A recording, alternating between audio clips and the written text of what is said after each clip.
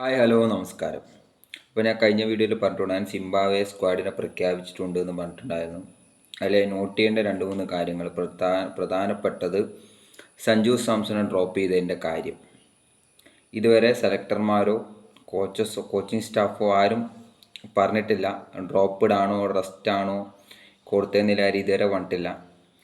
പല സോഴ്സസിൽ നിന്നും വന്ന രീതിയിൽ ഞാൻ കണ്ടത് വെച്ച് നോക്കുമ്പോൾ എല്ലാവരും പറയുന്നത് റെസ്റ്റാണ്, എന്തായാലും കളിപ്പിക്കാൻ പോകുന്നില്ല, അതുകൊണ്ട് ടീം ഒന്ന് ഒഴിവാക്കിയതാണെന്നാണ് പറയുന്നത് കേട്ടെ. അത് എന്തുകൊണ്ട് why only Sanju Samson, why always Sanju Samson, അത് നമ്മൾ ചിന്തിക്കണം. കാരണം എന്താ വെച്ചാൽ അതിൽ സ്ക്വാഡിൽ 2-3 പ്ലെയേഴ്സ് എക്സ്ട്രാ പുതിയ പ്ലെയേഴ്സ് വന്നിട്ടുണ്ട്. അവരെന്ത് മെറിറ്റിലാണ് വന്നതെന്ന് എനിക്കറിയില്ല. IPL പെർഫോമൻസ് അത്ര നല്ല, ഞാൻ കണ്ടതാണ് കളി.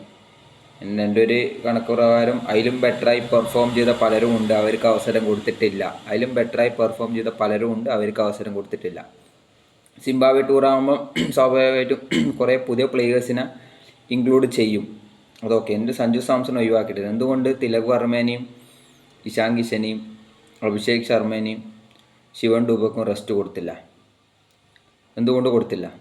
ഇഷാൻ കിഷൻ വൺ ഡേ ടീമിലുണ്ട്, ശിവൻ ഡൂബെ റീപ്ലേസ് ചെയ്ത് വൺ ഡേ സ്ക്വാഡിൽ വന്നിട്ടുണ്ട്. നിതീഷ് കുമാർ റെഡ്ഡിക്ക് വരെ ശിവൻ ഡൂബെയാണ് റീപ്ലേസ് ചെയ്തത്. അതേപോലെ തന്നെ ശ്രേയസ് അയ്യർ ക്യാപ്റ്റൻസി തുടങ്ങിയിട്ടേ ഉള്ളൂ, ശ്രേയസ് അയ്യർ കളിക്കണം, ഓക്കെ. പക്ഷേ ശ്രേയസ് അയ്യർ ഇംഗ്ലണ്ടുമായിട്ടുള്ള വൺ ഡേ സീരീസിലുണ്ട്. അഭിഷേക് ശർമ്മ നല്ല രീതിയിൽ കളിക്കുന്നുണ്ട്, അഭിഷേക് ശർമ്മക്ക് റെസ്റ്റ് കൊടുക്കാം, ഓക്കെ.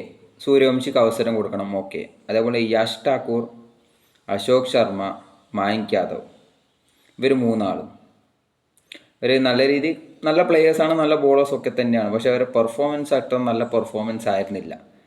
പ്രഭ്സിമ്രാൻ സിംഗ് നല്ല രീതിയിൽ, ഞാൻ പറഞ്ഞു 2-3 സീസണായിട്ട് നല്ല രീതിയിൽ കളിക്കുന്നുണ്ട്, അത്യാവശ്യം നല്ല വിക്കറ്റ് കീപ്പറാണ്, നല്ല അറ്റാക്കിംഗ് അഗ്രസീവ് ബാറ്റ്സ്മാനാണ്, അവസരം കൊടുക്കണം. വേറെ പലർക്കും അവസരം കൊടുക്കാമായിരുന്നല്ലോ. ഈ അഭിഷേക് ശർമ്മക്കും തിലക് വർമ്മയ്ക്കും ഇഷാൻ കിഷനും ശിവൻ ഡൂബയ്ക്ക് റെസ്റ്റ് കൊടുത്തിട്ട് വേറെ പലർക്കും അവസരം കൊടുക്കാമായിരുന്നല്ലോ.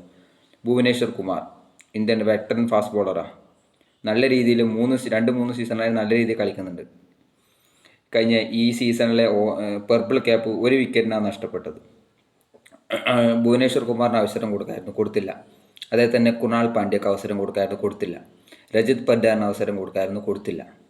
ഇതെന്ത്, ഇവരൊക്കെ പ്രൂവ് ചെയ്ത പ്ലേയേഴ്സല്ലേ, കളിച്ച പ്ലേയേഴ്സല്ലേ, അവർക്കെന്തുകൊണ്ട് അവസരം കൊടുക്കുന്നില്ല?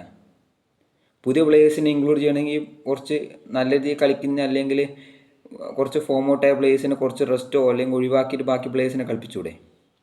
എന്തുകൊണ്ട് സഞ്ജു സാംസണെ മാത്രം ടാർഗറ്റ് ചെയ്ത് സഞ്ജു സാംസണെ മാത്രം ഡ്രോപ്പ് ചെയ്തു? നമ്മളത് ആലോചിക്കേണ്ട കാര്യമാണ്. സെലക്ടർമാരും കോച്ചസും അതിന് മറുപടി പറയേണ്ടതാണ്. ഓക്കെ, അടുത്ത വീഡിയോയിൽ കാണുന്നവരേക്കും ബൈ, സീ യു.